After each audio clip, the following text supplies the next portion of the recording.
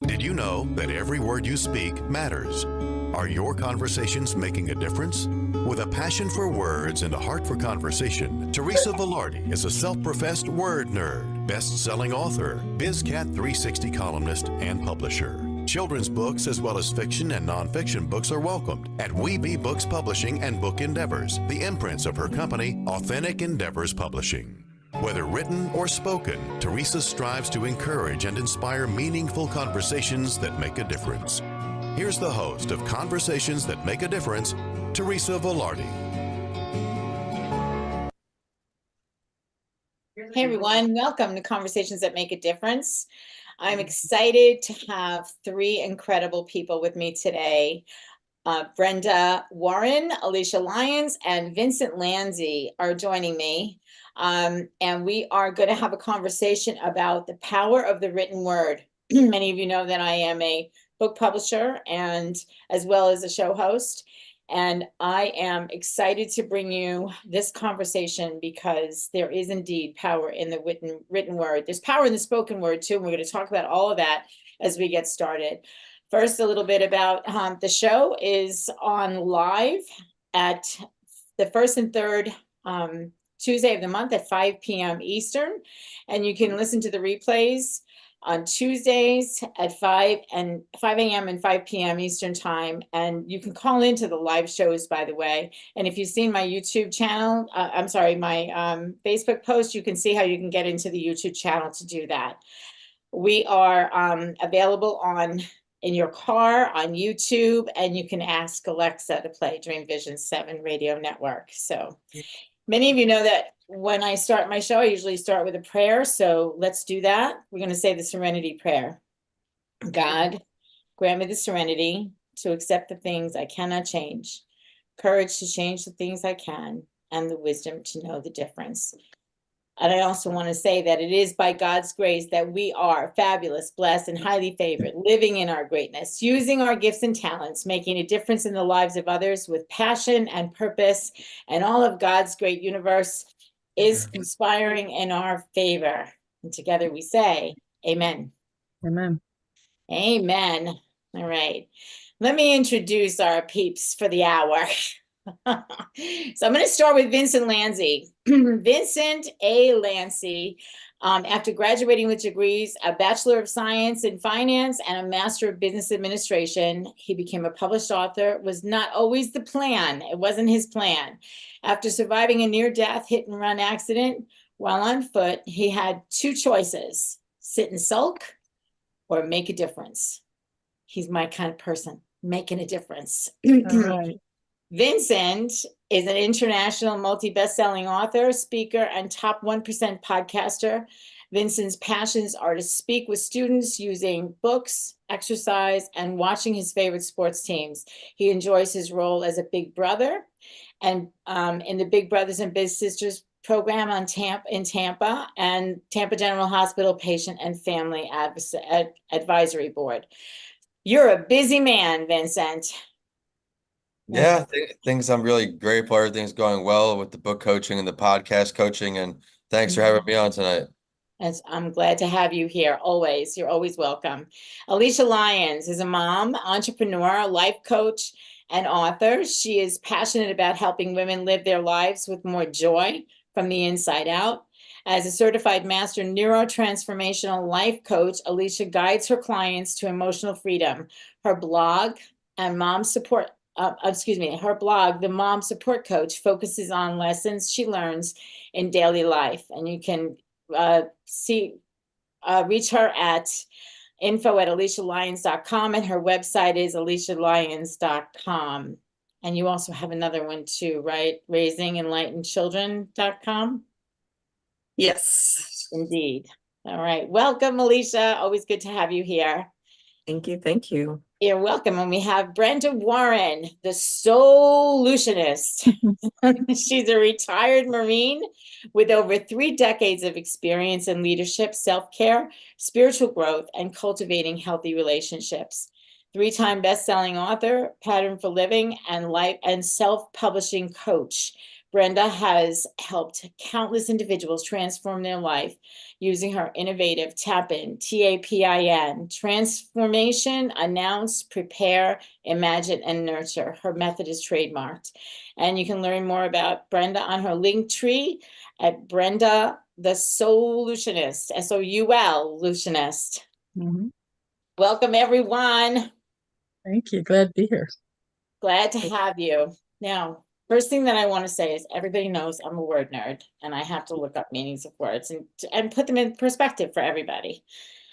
So we're going to talk about the power of the written word today. So I went and I said, okay, so what exactly does power mean? And so after reading many definitions, I pulled this from there. The ability to act or produce effect, and influence over others. So that's power. And a word is a speech sound or series of speech sounds that symbolizes and communicates a meaning. So, I learned a long time ago that every single word that we speak, every single word that we write has power. And so we can actually speak our life into existence. The Bible says life and death is in the power of the tongue, right? So what you say, a lot of times you can often write down. The difference between speaking and writing, unless it's being recorded as you speak, your spoken word is into the air. Your written word is on the page, and it leaves a legacy for those that are following you, or for those that you have brought into the world in the form of children or relationships. You have all kinds of ways that your words have power. Vincent, I'm going to go to you first. You wrote the foreword for A Daily Gift of Hope. All of these authors were in A Daily Gift of Hope, by the way. Everybody contributed something. One of the reasons that I chose Vincent for the foreword is because he has overcome a life and death situation. As you can see, if you read his t-shirt, left for dead, he was left for dead. And so he has an extremely powerful story. But did you ever think, Vincent, that you were going to be an author before this accident happened? It wasn't something I was into. I don't think I would have done it. I was hyper focused on money with my finance degree and then my MBA. Things just took a little bit of a turn. I would say, I'm going to read you a little bit of his foreword because this is really powerful for people to see. And this is why I love the fact that writing things down can cause people to, number one, think about their own life and where they are. And number two, may take them in a different direction than they actually thought they might be. So in a tragic event, Vincent says, I learned that life combines challenging and simple moments, sunny and dark days. Despite overwhelming hopelessness, I found a microscopic ray of hope through hardship. While walking, I was hit by a car leaving a bar and was left for dead in the middle of the road during the middle of the night. At this point in my life, hopeless was an understatement to describe the feeling. He suffered a traumatic brain injury and among broken bones and everything else. So he said I could either sit or sulk, crying, why me, or turn the worst day of my family's life into something positive and give me hope through my story. Talk to me about how this came about. How did you have the courage to talk about what you went through? And talk a little bit more about what you went through. Tell a little bit more of your story. You had to relearn a whole bunch of skills, right?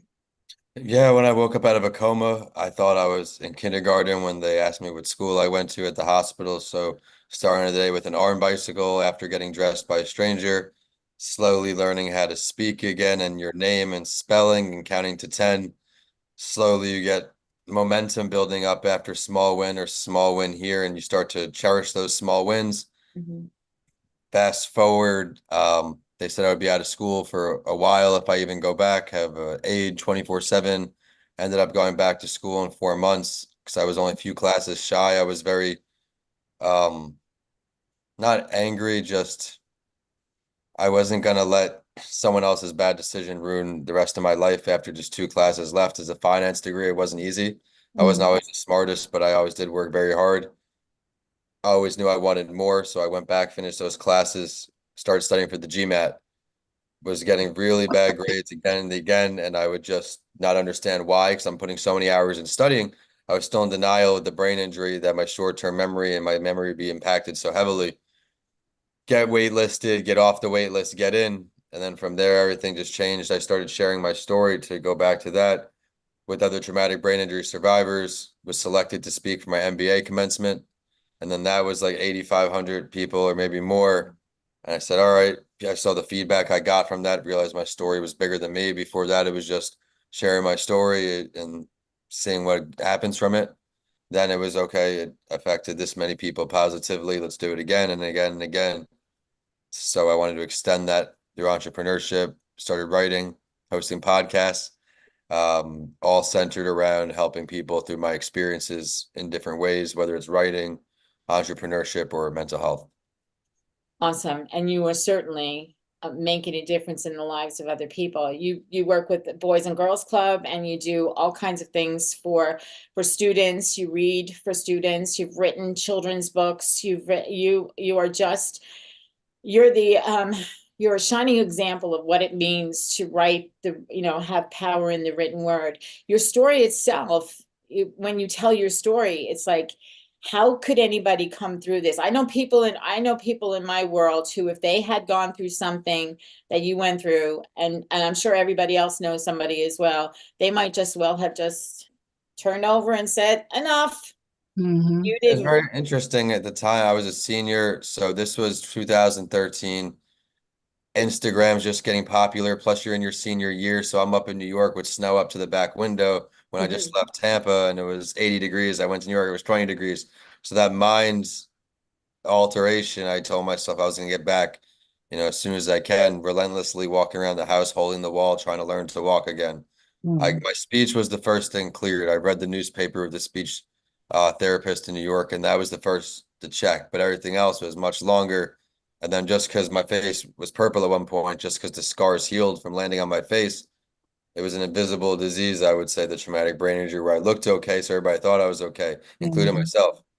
But I couldn't sit through a full period of class. I had to walk. Since it's titanium in Florida, it rains a lot.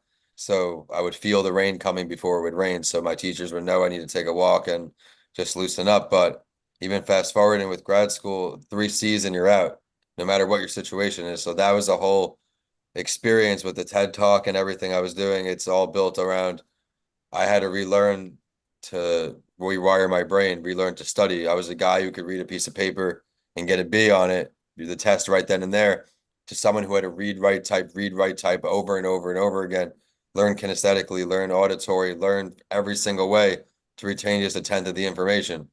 So Mhm. using the story, trying to help other people realize that whatever hardship they're in, it may suck and it may suck for a long time, but you will get out of it. You just have to stick to the script, do what you're supposed to do, and not take shortcuts around it, because once you get to a little bit of recovery, uh, the next door just unlocks. Yeah, and that's really interesting. And it's sometimes we don't make the right decisions. Sometimes we decide that we're going to do things a different way. I just heard somebody say this quote today. It sounds to me like your recovery from this horrible event. You made a bunch of right decisions. You may have taken a left turn from where you were going when you start before that happened, but you Sure. made a bunch of right decisions. And this person said, I won't always make the right decisions, but I am going to stand for what I stand for. So that's you stand for anyone who has had a traumatic brain injury. You stand for people who have a story to tell, and you consistently, through your podcast and everything that you write, are using that superpower in your written word as well as your spoken word. So you're a shining example of what it means to be, let's say, the comeback kid. Well, I appreciate you giving me the chance to come on the show, share the night with all these other great co-authors. Everybody's got a really powerful story to share. So definitely go pick up this book on Amazon. You won't regret it. Yeah, right here. Daily Gift of Hope. Yeah. And Mhm. you are hope. You're hope embodied. So stick around. We're going to talk to the other ladies too. So Brenda, Mhm. Brenda. I am grabbing a You water though. I'm sorry. go ahead. Go ahead. Take your time. Brenda, you are a military woman. Yes. How talk to me a little bit about uh your situation. First of all, you said in this book, you said, for 8 long years, I found myself stuck on a couch, consumed by the fears and insecurities due to post-traumatic stress disorder. Mhm. And each day you felt like an uphill battle against darkness, and hope seemed to be a distant dream. Little did you know that sometimes it takes a glimmer of hope to ignite a fire within. Talk to me about how this circumstance, what you went through, first of all, talk to us a little bit about your military background. What did you do in the military? I was a Marine gunnery sergeant when I retired, so I made it to E7, and I did 20 years. I traveled all over. I moved almost every 2 years, Mhm. and I was in Somalia where I got gassed and injured and had my injuries that caused the PTSD, and amongst other things that happened to me throughout my career, in Mhm. addition to the military sexual trauma. And I could really relate to what Vincent was saying, because I imagine at least Vincent knew why his brain was the way it was. I wasn't even diagnosed with a traumatic brain injury until 2011. Mhm. Um, Oh, so I had the injury, but didn't know why. I could not recognize my own child, did not know why my short-term memory was bad. They even diagnosed me with dementia, only to discover that wasn't my problem. It was really the traumatic brain injury I incurred in the military the first time I went through a windshield of a military van. And then the next injury happened when I was in uh, Somalia. So I had several injuries, and it wasn't until a extensive review of my military records that they go, "Oh, that's not your problem. You have a traumatic." And they did some MRIs and stuff, and so then everything kind of the pieces went together. My Mhm. speech is still slurred on occasion. If I get really tired, I can't connect the words. Um, I can't remember things. There are gaps. Mhm. So, and mine were happening for years. And part of that 8 years was I call it the unraveling of me, where I didn't know why I was the way I was. And I was even told it was in my head. Wow. And so I sat in the shame and the guilt of not being able to manage my day to day. Was on 22 different medications. And then I found myself, trigger warning, found myself on a mission to delete myself. And Mhm. luckily, there was someone on the other end of a crisis hotline that talked me out of it. And that's when my life began to turn around. Awesome. Yeah. And like I said to Vincent, somebody else might have taken that route, but something interfered with that thought pattern and made you make a different decision. And you say here, a random email would be my spark. It spoke to me, revealing how hope can be a guiding force, a beacon of light in the darkest times. With hope as my guiding star, I confronted my inner demons, seeking therapy, surrounding myself with positive influences, and practicing self-care became my daily rituals. It wasn't easy, but it was a very small step forward. I grew closer to becoming the person I aspired to be. Your story sounds so much like Vincent's story. And now the written word, you have written several books and you Yes, help other people just as I do to get right. their books out there and to write their books. What is the difference between for both of you? This is a question for both of you, and I'll ask Alicia the same thing too, because she speaks to groups of people as well. What is the difference for you between speaking your words and writing your words out? What do you find is the Mm. difference, Brenda? My big difference is the blank page holds no judgment. I tell people that all the time, which is why I encourage people to write, which is why I have my own publishing company, Talk to Me Publishing. And I did that because I wanted people to have a safe place to be open, honest, and be able to express themselves, because the blank page saved my life. You can speak your words and people hear them, but sometimes you're met with judgment or misunderstanding. And if you don't know my backstory and you talk to me and I start to slur my words, people even think I'm drunk. But the key is I'm not drunk, I'm just tired, but my Mhm. brain operates differently. So I always feel like I have to explain. But when I'm writing, on that page, the blank page holds no judgment. I am free. I like Amen. that. I like Yeah, it. Yeah. yeah, absolutely. Awesome. You know, I think I believe writing saved my life as well, because I went through some traumatic things. I was in a very abusive situation at one point in my life. And it was my safe place. It was where I could just say what was ever on my mind, feel what was ever in my heart, transfer it to the page, which, of course, as you just said very well, has no judgment. I love that.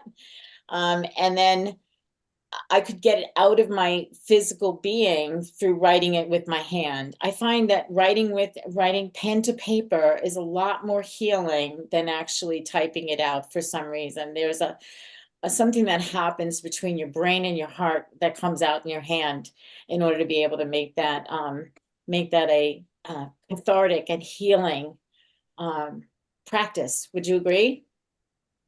I love it, and it also takes me away. It's like an escape. Sometimes it's like a TV show, if you will, where like you go and watch a TV show and you're just gone for 30 minutes. Except writing's usually a bit longer than 30 minutes.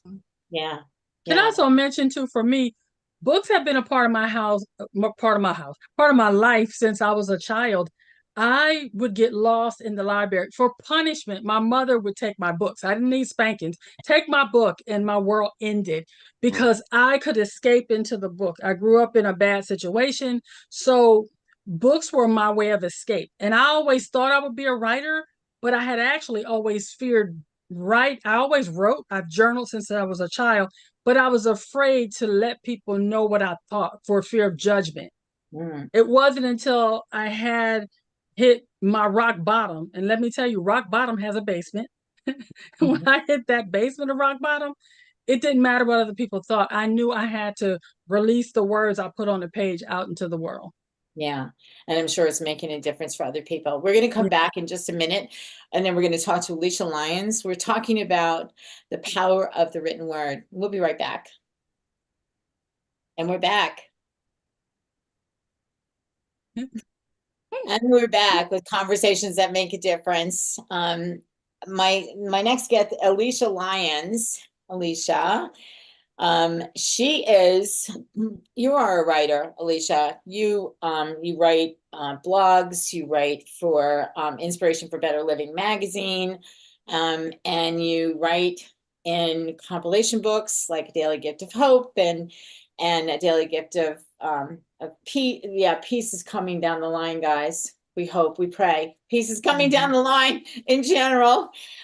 Daily Gift of Kindness is the next one in the series of the Daily Gift book series. But Alicia, your story is about a surrogate's journey. You are one of those people who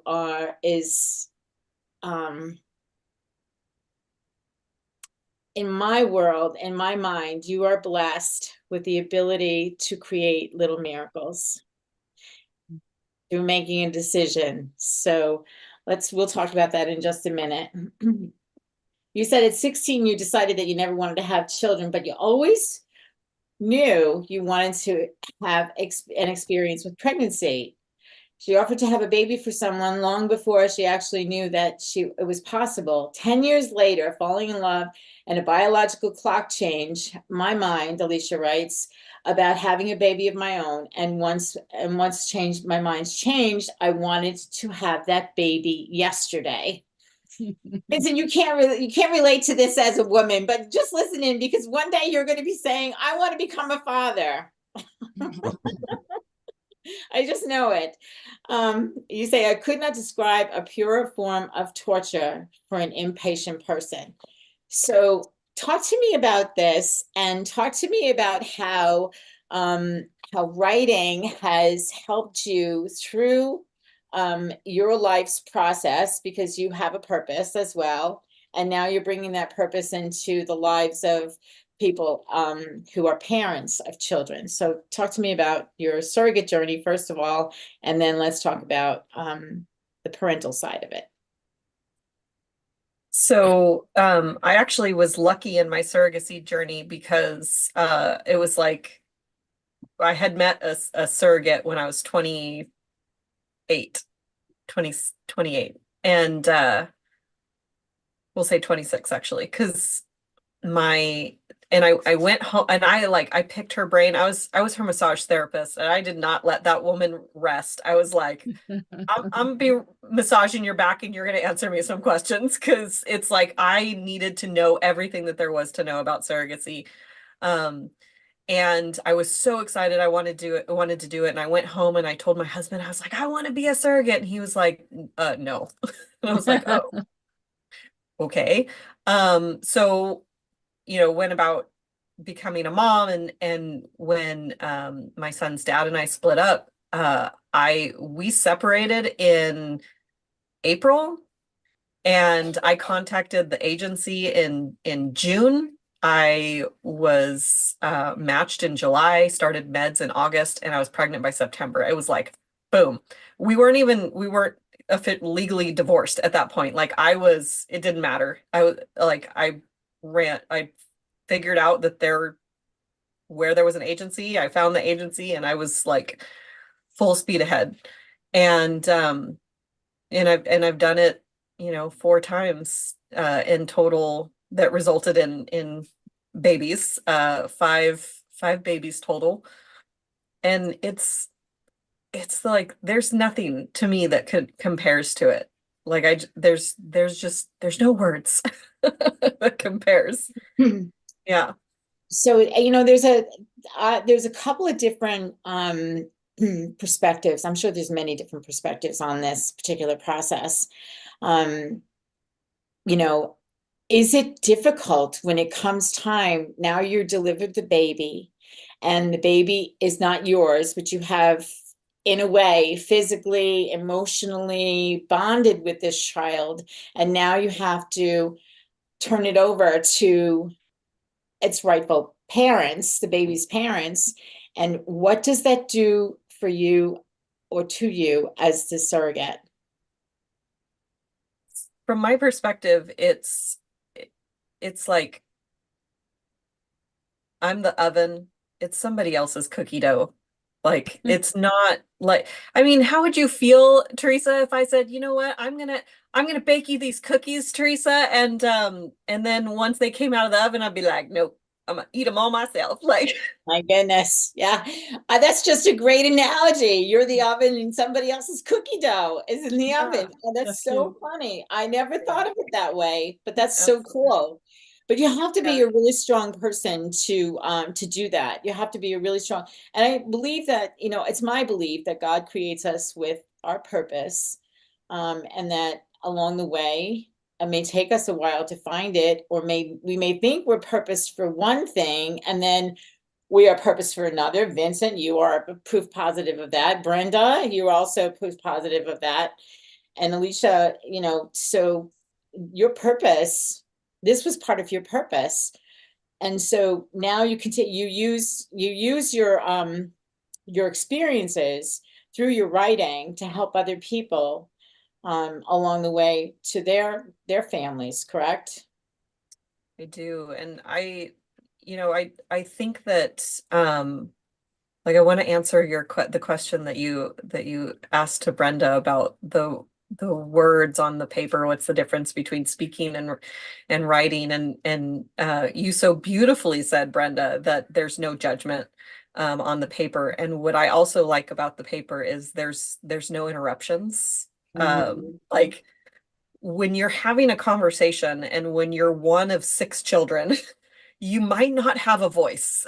You might not get a word in edgewise, which was, I was the baby, and then I was the middle for after being the baby for 8 years. And so and there's a lot of strong personalities in my family. So I didn't always get the opportunity to get the word in edgewise. But since I couldn't speak and have my opinion heard, and I saw my dad's love for books and love for reading, and I was like, well, I'm going to connect with my dad by writing some stuff. And it's not going to be something that he's going to be interested in reading, but I'm going to write some stuff.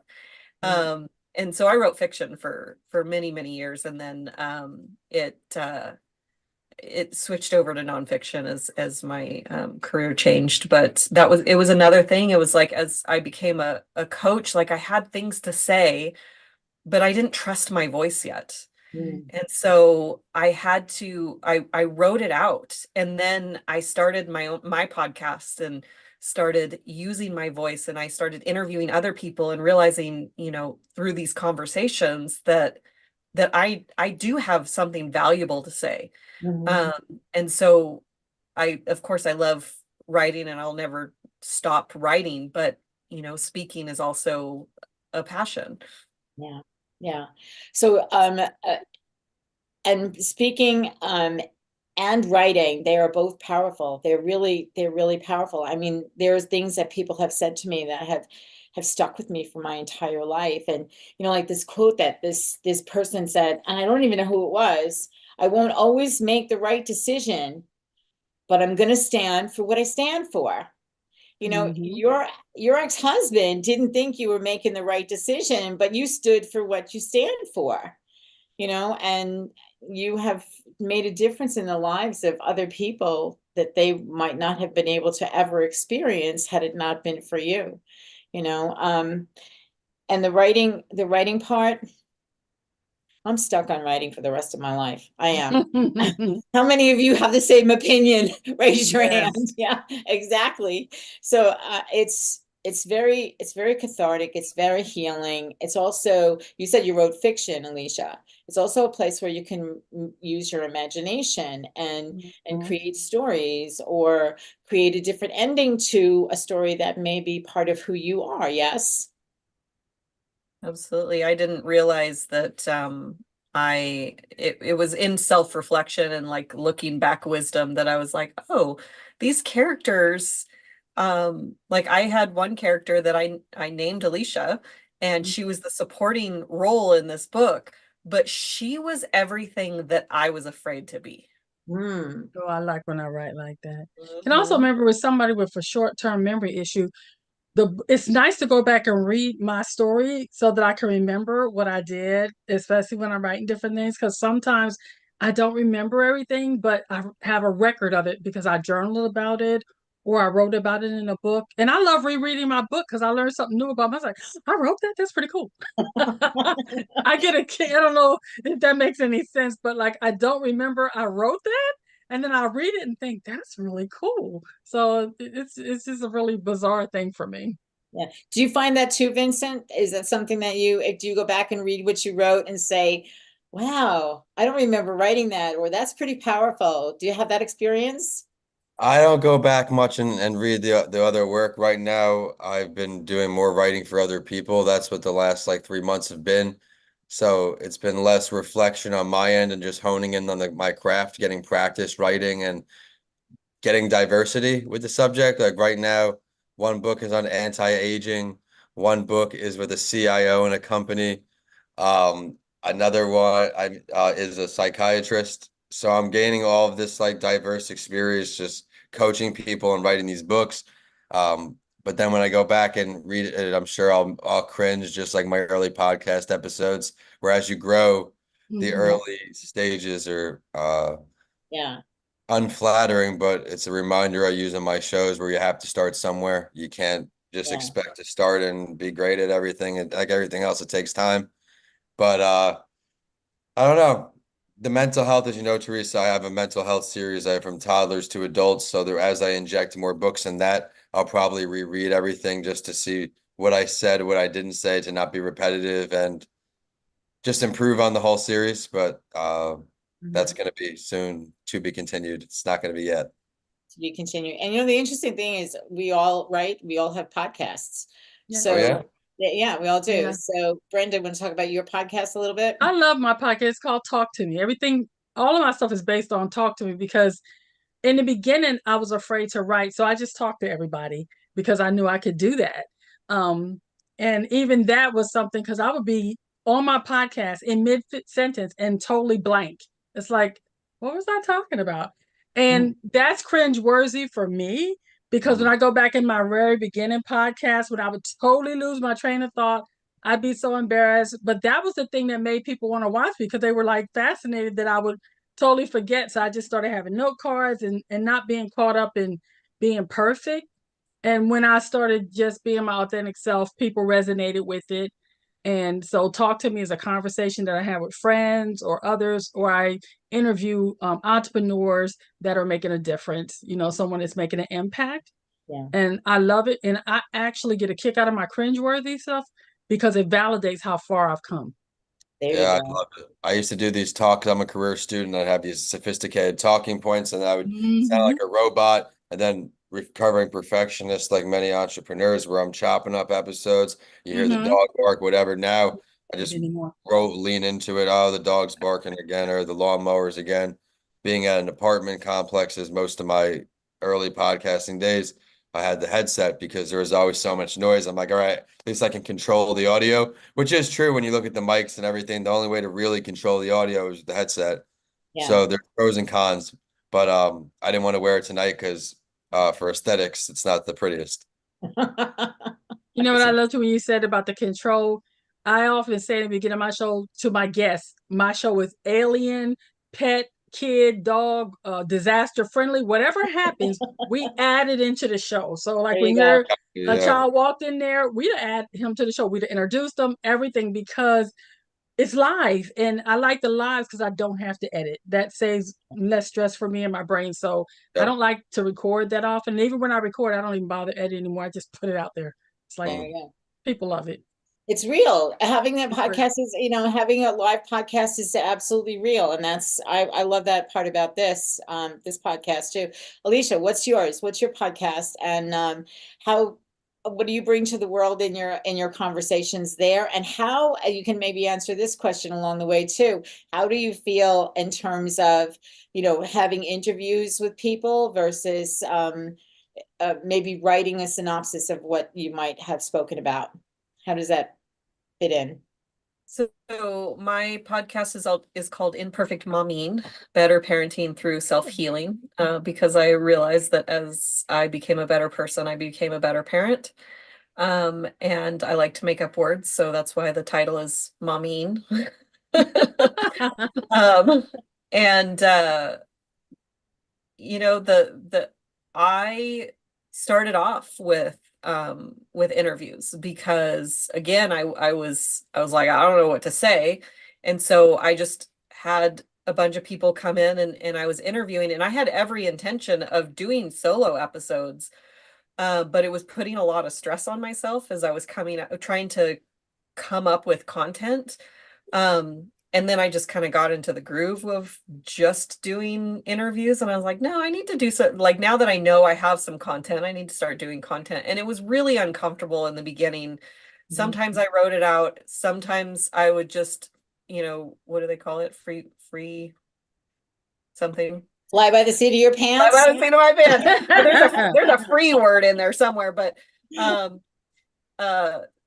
and now, like now I have a partner that I do a lot of episodes with, and so it's just whatever. Like, I like talking about what comes up, what just comes up in the moment. And I was never a scripted person, because if I try to plan it out, then I end up reading it, and then it sounds robotic, and it's like, if I can remind myself that people are watching and that I am talking to a person and I'm not talking to myself, then it feels a lot less awkward. Yeah, and it's fun to have other people in the conversation with you. Like this is I love this. This is my world, so the one thing that I have learned along the way through podcasting, and I started initially way back with before Zoom was even available, before any kind of, StreamYard or any of those were available. It was just a conversation on the phone with other people, present your information, have a conversation about it, story done, Then what is it to take it to a written form so that other people can maybe take the points of the conversations out? And that's what some of us do. I haven't done it in a while, but it's something that I'm committed to doing in the future, because I believe that not everybody has time to listen to the entire show and hear the voices of all the people that come on to the show with me. This is an important conversation that people want to know about. So, taking the talking points out of it and then putting them in written form for other people to be able to glean something from it is really a powerful thing as well. So we have to break for our second break. We're already 2/3 of the way through. We've got one more segment to come. When we come back, we'll be right back. Conversations that make a difference.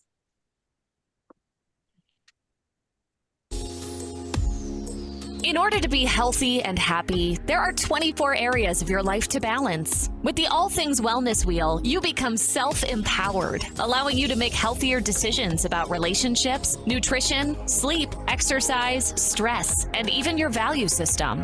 The All Things Wellness book series, written by Peggy Wilms and Dr. Marcus Wettstein, teaches you how to balance your wellness wheel in addition to sharing true stories from multiple contributing authors. Book 1, The Fourfold Formula, and Book 2, Win the Wellness War, We Are Responsible, are now available on Amazon. Reserve your spot now to become a published author in Book 3, Wellness GPS, Get Prepared for Success. Visit www.allthingswellness.com/authors for more information.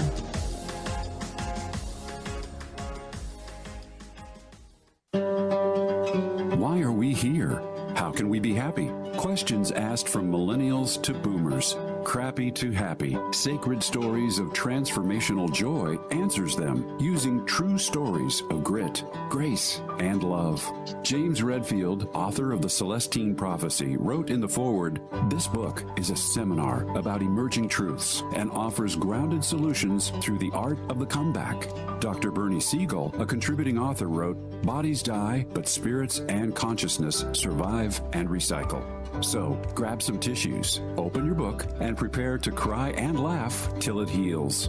Crappy to Happy by Reverend Ariel Patricia and Kathleen O'Keefe Cannabis. Available from Amazon, Barnes & Noble, and booksellers worldwide. Do you have a personal story of hope or kindness to share? The Daily Gift book series, which began with a daily gift of gratitude, now available on Amazon, continues with a daily gift of hope and a daily gift of kindness. And we're looking for people just like you to share a story. Your daily gift of hope story might answer one of these questions. Is there a time when you felt hopeless and someone stepped in to change your view? Have you been an example of hope for someone else? Is hope something that you've always had? If so, how do you keep that hope alive? With hope, we have more energy and a purpose. Keeps us out of bed in the morning. Daily Gift of Kindness might be your chance to talk about recognizing and spreading kindness to change the world. Practicing kindness lifts your spirit and your mood, warms your heart, and helps to navigate your way through today's challenges. Has an act of kindness from a stranger turned your day around? Have you ever paid it forward to someone or for someone? Your story matters, so visit dailygiftbookseries.com to find out more about how to submit your story for a daily gift of hope and a daily gift of kindness. Your stories make a difference.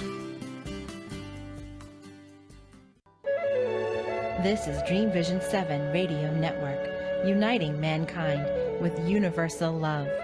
Our shows are created from the heart, bringing each listener to a place of divine enlightenment. Breathe, relax, and enjoy.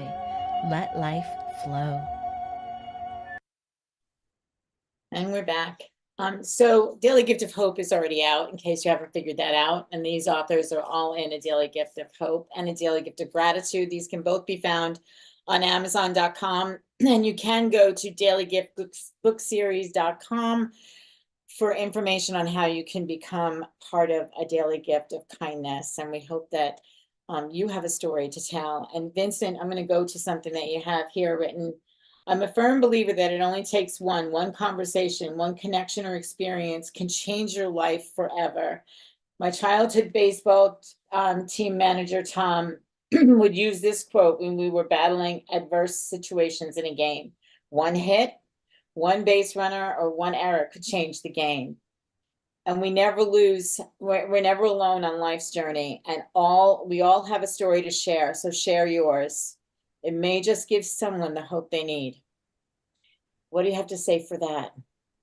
Well, it's a message of hope that pushes me in entrepreneurship when there are thousands of no's or rejections or things to go wrong every day, just constantly putting out fires. And it's still, all right, the next podcast I do may lead to something big for both of us. Next time I go to a networking event, I may have one conversation that becomes a client, who becomes a long-term client. There's always these things where one conversation can open up all these endless doors or make you start something you haven't even been on yet, a new project. As entrepreneurs, we're always ambitious. And for me, I've been too ambitious in the past with my hands in too much. But right now, one huge client could hear that I'm doing podcast coaching, and they hire me on for something long term, some Yeah. kind of public figure that will market my packages, and then we go from there. And then you take off. It really is all overnight successes are, as you know, years and years and years of work in progress. And I'm still the work in progress, waiting to get the big jump, but a lot of great small wins. And being in this book is another one of them. I'm very grateful for that. Want to shout out Teresa again, and also the best backdrop in the game. Everybody backdrop every time. I can't believe it's fake. Thanks again for bringing me on tonight and bringing me in the book. Oh, you're so great. You're so welcome. And there'll be many more. Your story is one of great hope and great inspiration for people who have experienced injuries the way you have, for people who are entrepreneurs, and for people who just want to have a place to talk about what's going on in their world and through their podcasts. So thank you. Thank you again for being part of the book, for being here, and for the time that we spend together when I'm on your podcast. It's really a great thing. Yeah. I was just looking at that actually, because I had to look at the set list. You are a little over a month, February 27th, locked in. Yay! So we just did a podcast. So I'm excited about that coming out. So Alicia, going to you. The last paragraph in your story says, for 18 months, my struggle taught me compassion for women who desperately wanted a child and couldn't have one on their own. Being a mother has been the greatest joy of my life, and has been my privilege to bring 6 children into this world, even though only one of those was mine to keep. So I just get chills when I think about this, because for so many people who cannot have children on their own, you are indeed creating little miracles for those people. So how do you take this into your parenting workshops that you do now? I mean, I've always had a soft spot for moms. I had a pretty amazing mom myself. And I don't know that I bring specifically like my surrogacy journeys into my parenting workshops, but I feel like I understand a lot of the struggles that moms have. Whether I've gone through them on my own or I can just empathize. There's a lot of things that moms do that get taken for granted. For example, giving birth through C-section, and then like major surgery, and then they hand you a baby to take care of. It's the only surgery where that happens, where you're expected to care for someone less than 2 hours post surgery, post-op, right? Like I only had one C-section in all of my pregnancies, and it was the last one, and it was like, I can't believe that moms do this. Like it was literally like I fell asleep on the table while they were taking the baby out, because it was like, I'm not mom, so I could be totally detached from that process. And I was wheeled into the recovery room, and mom took care of the baby, and I was like, this would not be my experience if these were my biological children. Yeah, exactly. Or if I was the caretaker of them afterwards, biological or not, like this would not be my experience. That was not lost on me. You wrote a book called Good Mom Rules. I did. What is it? Ditch the Ditch mom guilt and find your happy.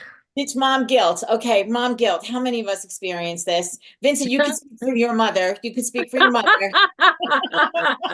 She experienced it. Yeah, kids don't come with instruction manuals. I wish they did, but I probably wouldn't have read it anyway. So Same.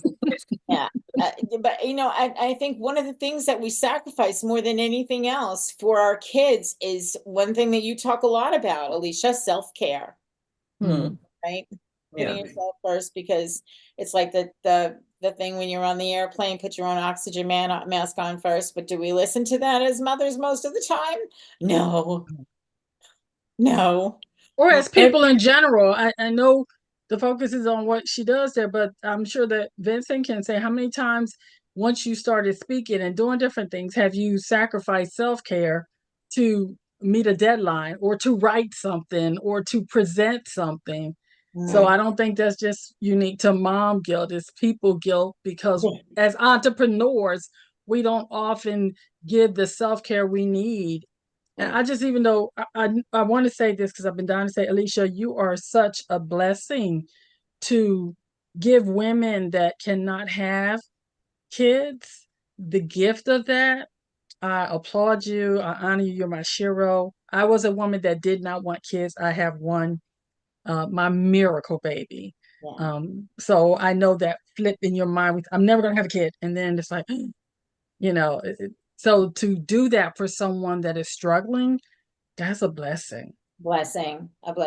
And to write about it and to be able to Yeah. share the journey. She's got another book that she's working on right now. What's the title of it?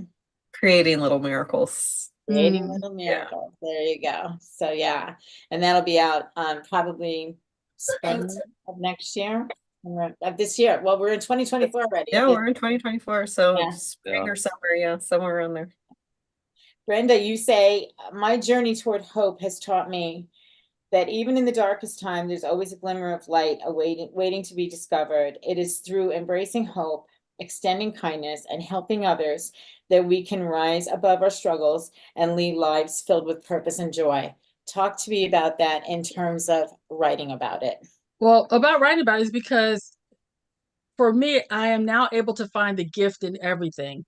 And I do mean everything. A real quick short story was, I had a brother that passed during the pandemic, and we didn't know it for 6 months because he was one that was always out traveling stuff.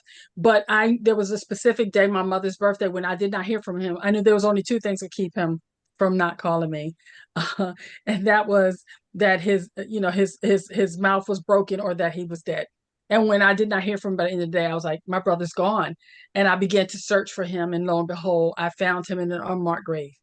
And everyone says, how do you find the gift in that? The gift in that was, number one, it required that we had to change the way our family operated so that we would stay connected. Because it wasn't that we didn't love each other, that we hadn't spoken in 6 months. It was simply that we had the mistaken belief that he'd always be there because the love was real. And I had spoken to him 3 days before he passed. So there was a whole bunch there. And the gift was also that, number one, we knew where he was. We knew what happened to him. We knew he was not alone.